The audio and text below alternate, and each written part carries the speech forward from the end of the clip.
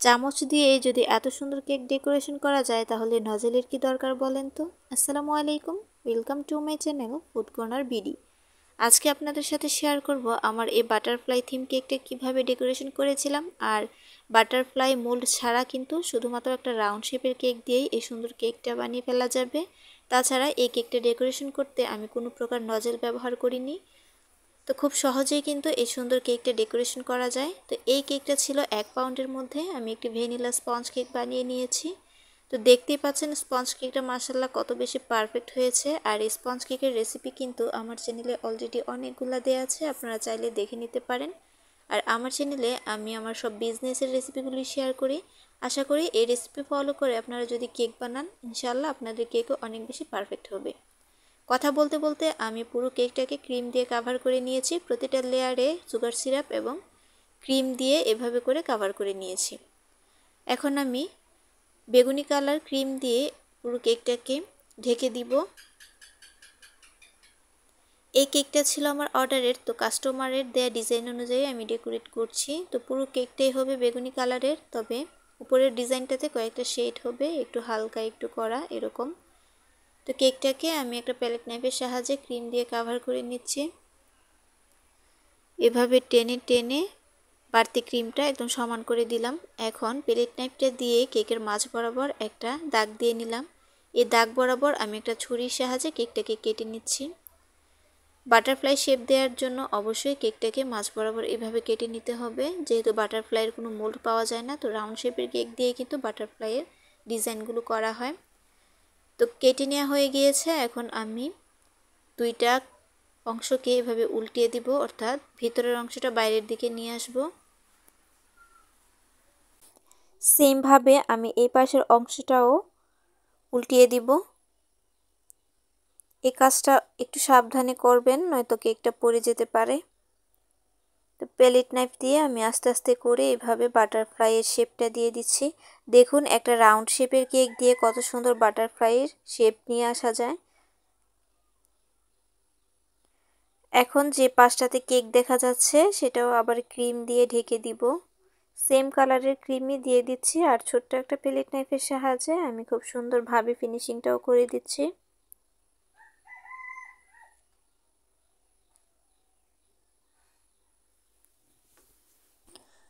উপরের ডিজাইনটা করার জন্য আমি আবারও ক্রিমের মধ্যে কালার মিশিয়ে নিচ্ছি। এখানেও আমি বেগুনি রঙের কালারই দিয়ে দিচ্ছি। আর ক্রিমের মধ্যে কিভাবে কালার মিশাতে হয়, কিভাবে ক্রিমটা প্রিপেয়ার করতে হয়, সব কিছু ডিটেলসে কিন্তু আমার একটা ভিডিও আছে, চাইলে আপনারা দেখতে পারেন। গরমের মধ্যেও কালার মিশাতে পারবেন এবং খুব সুন্দরভাবে কেক ডেকোরেশন করতে পারবেন। ক্রিম কিন্তু গলে যাবে না, পারফেক্ট থাকবে। তো এইভাবে করে আমি 2-3টা শেডের ক্রিম বানিয়ে নিয়েছি, অর্থাৎ একটা একটু গাঢ় একটা একটু হালকা। এভাবে করে আমি 2-3 ধরনের ক্রিম বানিয়ে নিব। আর সবগুলো ক্রিম আলাদা আলাদা পাইপিং ব্যাগে নিয়ে নিব। যেহেতু আমি কোনো নজেল ব্যবহার করব না আজকে কেকটা ডেকোরেশন করার জন্য, তো পাইপিং ব্যাগে নিয়ে পাইপিং ব্যাগের মুখটা একটু কেটে নিব।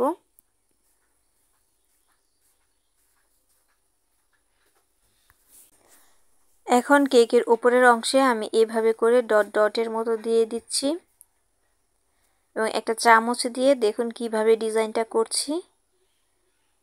একটু প্রেস করে টান দিলেই কিন্তু এই ডিজাইনটা হয়ে যাচ্ছে। তো সেম ভাবে এই পাশেও দিয়ে দিচ্ছি।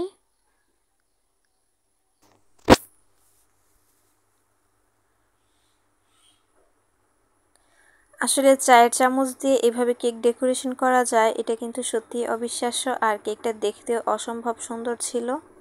পুরো কেকটা ডেকোরেশন করার পর আপনারা নিজেরাই দেখতে পাবেন কত বেশি গর্জিয়াস এবং সুন্দর লাগছিল কেকটা।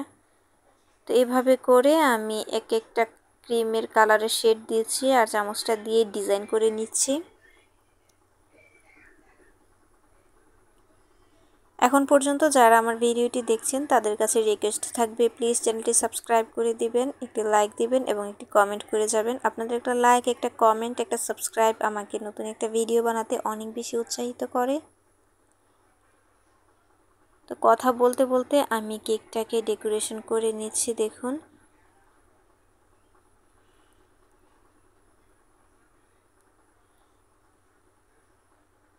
এই পর্যায়ে আমি ছোট্ট একটা চামচ ব্যবহার করব, যেহেতু বড় চামচটা দিয়ে আর এই কাজটা করা যাচ্ছিল না।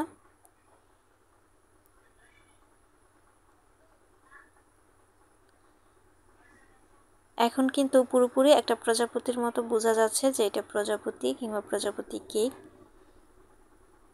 এখন যে মাঝখানের অংশটা আছে ওইখানেও আমি ক্রিম দিয়ে এভাবে একটা ডেকোরেশন করে দিচ্ছি, অর্থাৎ প্রজাপতির মাঝখানে যে এটা কি থাকে আমি জানি না, এটা দিয়ে দিলাম।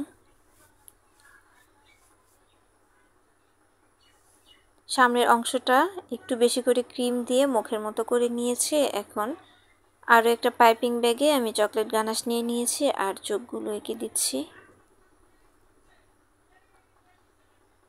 উপরের অংশটাতেও একটা একটা করে দাগ টেনে নিচ্ছি গানাশের।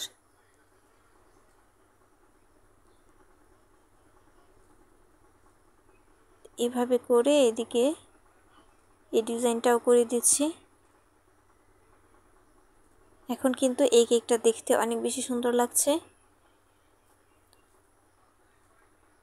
এখন প্রজাপতির পুরো গায়ে আমি এর মতো করে দিয়ে দিচ্ছি, অর্থাৎ ইংরেজি যে এস থাকে এরকম করে পুরো কেকটাতে দিয়ে দিব। তো আমাকে কাস্টমার যেই ডিজাইনটা পাঠিয়েছিল ওই কেকটাতেও এমন ছিল। দেখুন এই পর্যায়ে কেকটা কত বেশি ভালো লাগছে দেখতে। আর এখন দিয়ে দিব সুগার বল বা স্প্রিঙ্কেল। এই স্প্রিঙ্কেলগুলো দেওয়ার কারণে কিন্তু কেকটা আরও বেশি সুন্দর লাগবে। তো আমি নিচে নামটাও লিখে নিয়েছি বোর্ডের উপর। এই হচ্ছে আমার 1 পাউন্ড প্রজাপতি থিম কেক। কেমন লেগেছে অবশ্যই জানাবেন। আজকের মতো এ পর্যন্তই। আল্লাহ হাফেজ।